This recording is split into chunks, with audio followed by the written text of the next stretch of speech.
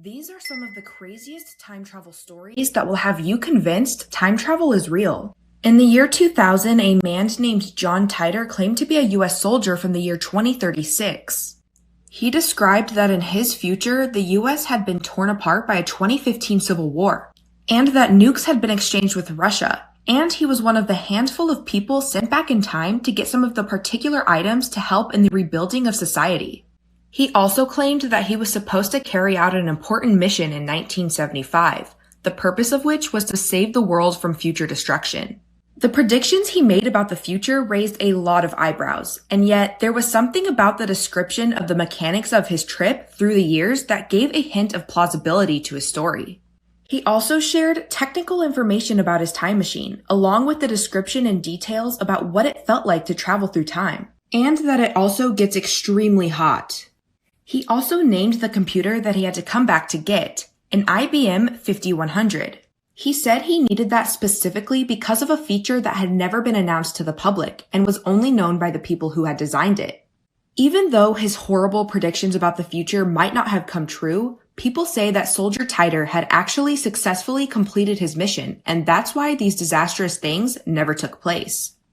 During the early 1930s, journalist J. Bernard Hutton and photographer Joachim Brandt were tasked by a German newspaper to take pictures and write a story about the Hamburg shipyard.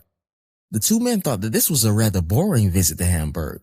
That was until the bombs started raining down. The two men saw bombs falling down from the sky and planes flying above them. Hutton and Brandt realized that they were caught in an air raid and immediately went to find cover.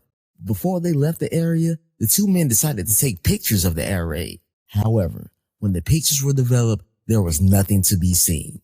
No one believed their story, and many thought they were crazy. That was until 1943, when Hutton was living in England and saw a story in the newspaper. Operation Gomorrah had happened, an event where the city of Hamburg was air raided. The photos in the newspaper looked eerily similar to what Hutton experienced in 1932. In 2008, archaeologists doing excavation work on a site in southern China were shocked by a discovery they made. They found a Swiss watch in a tomb in the Ming Dynasty grave that had been sealed for more than 400 years. When the archaeologist first found it, he thought it might have been a piece of rock, but when they cleaned it from the covering soil, they realized the mysterious artifact was in fact a modern watch with the inscription Swiss on the inner side. The hands of the watch had frozen at 10:06. And to the archaeologists, this finding was potential evidence of time travel, as they were the first to open the tomb after decades. It was almost impossible for a watch to have gotten into the tomb, and at the time when it was sealed, there were no wristwatches and no country by the name of Switzerland. Back in 1935, a wing commander might have entered a wormhole during a flight, causing him to travel to the future. Victor Goddard, a commander from the British Royal Air Force, was flying to Edinburgh, and during the flight, he passed over an empty airfield in Durham, Scotland. All that he saw from above was a small farm and some cattle. A few days later, on his way back to England, he took the same route. However, his plane got caught in a storm, and the storm caused so much disturbance that the pilot got disoriented and lost control of the plane for several minutes.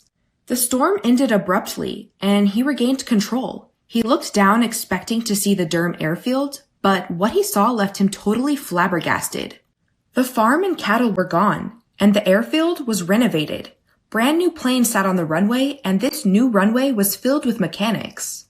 All of a sudden, the storm hit back again, and the rainy clouds overtook his plane. Shortly after, he managed to land safely at his home base. No one believed what he saw, and everyone said it was impossible, but eventually he was able to convince others of his experience, and he even went on to write a book about it. Time travel has been a common theme among science fiction and literature for years, and with the extreme advancement of technology in recent years, scientists are definitely considering time travel as a real-life possibility. But if time travel were to exist in the future, then shouldn't it already exist? What do you think? Is time travel a real possibility? That's all for today, folks. See you around. In 1901, two women named Anne Moberly and Eleanor Jourdain visited France from England. During their visit, they decided to go to the Palace of Versailles, to the little-known chateau known as the Petit Trianon.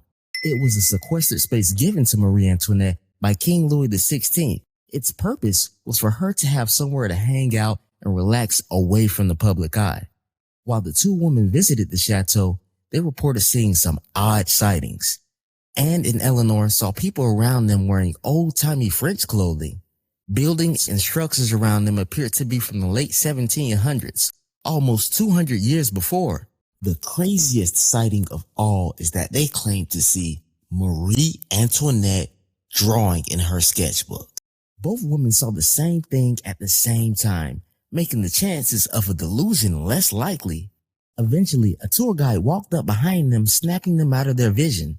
It's highly debated if what the women saw was the past or a figment of their imagination, but they did write down their account in a book titled The Ghost of Trianon. Charlotte Warburton was walking through town in 1968 looking for a cafe to go to.